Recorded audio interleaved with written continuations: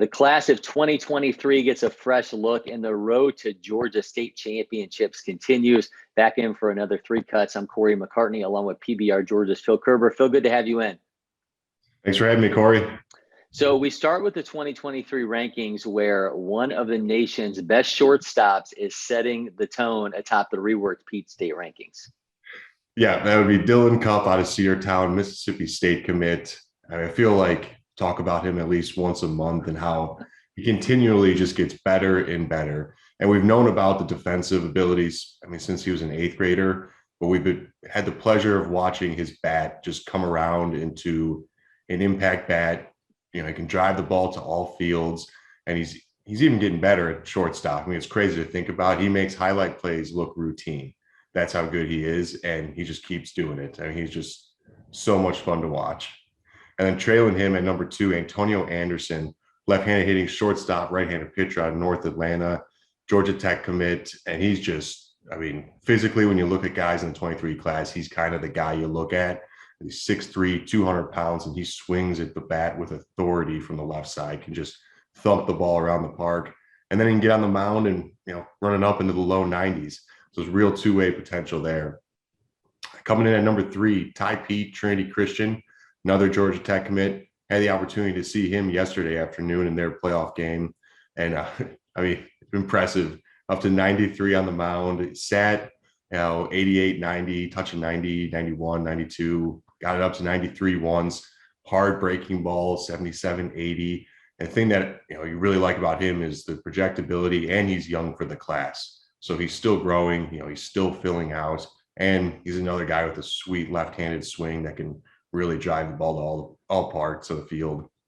And number 4, moving up to number 4, actually, outfielder Drew Burress out of Houston County. Saw him on Tuesday night, and it's just a special swing.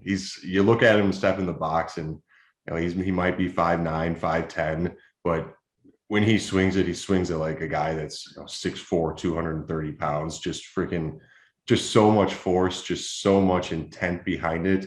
And he barrels the ball up and it just jumps off the bat.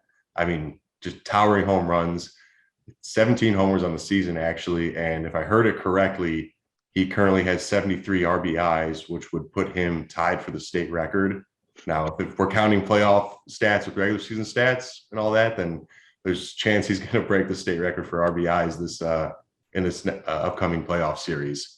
Yeah, it's interesting with Cupp. You didn't mention his speed, but I remember his coach, Cedartown coach, telling me last year when he was a sophomore that he already owns the career steals record for Cedartown. So that guy can absolutely fly. That's a major flex from Georgia Tech when you think about having the numbers 2, 3, and 4 players in the state there with Antonio Anderson, Tai Peete, and Drew Burress. So moving on to the GHSA playoffs, what's been the biggest storylines for you after these early rounds? When I'm looking at these early round results, I'm looking at what 4 seeds have moved on. What are those teams that barely made it into the playoffs, but now that they're there, they're taking care of business. And up in 7A, that's North Gwinnett. They've upset Denmark, who I thought Denmark was going to go pretty far. They had the pitching, they had hitting, they have athletes, but North Gwinnett went to their place and took it to them. And then North Gwinnett in the Sweet 16 took down Campbell in 2 straight games. So they punched their ticket to the Elite 8. Down 6A, of course, it's Lassiter again. They're making another run. They're back into the Elite 8, but don't sleep on Alexander. Alexander has swept River Ridge in the first round. They swept Lee County. They were a preseason top 10 team. I thought, on paper, that roster looked good. Now they've put it all together, and they're starting to roll. Before the playoffs, I think their record was, they were a 500 team. So I'm sure people might have been sleeping on them, but I think they've got some attention now. Down in 4A, Heritage Catoosa, another 4 seed that's into the Elite 8. Now they beat Hampton in the first round. They took care of business in the second round, and now they're 2 rounds away from the state championship. And then I want to draw attention to 3A, who's currently still in the second round. All but 2 of the series in that classification are going to a game 3 today. Now that's just, I talked about 3A almost, I think, on a weekly basis and how I thought that was going to be a dogfight. Well, we're seeing it play out right now. How is the bracket, by the way? Your brackets, are they busted? I haven't updated the second round. I'm waiting for all of those to finish. After the first round, some were not looking great, some were looking good. I think my 7A was not. There was a lot of upsets in 7A that I did not see happening. Let's put it that way. What are you watching for going forward? 6A, this has to be the one that I'm sure almost everybody knows is happening at this point. Buford at Houston County.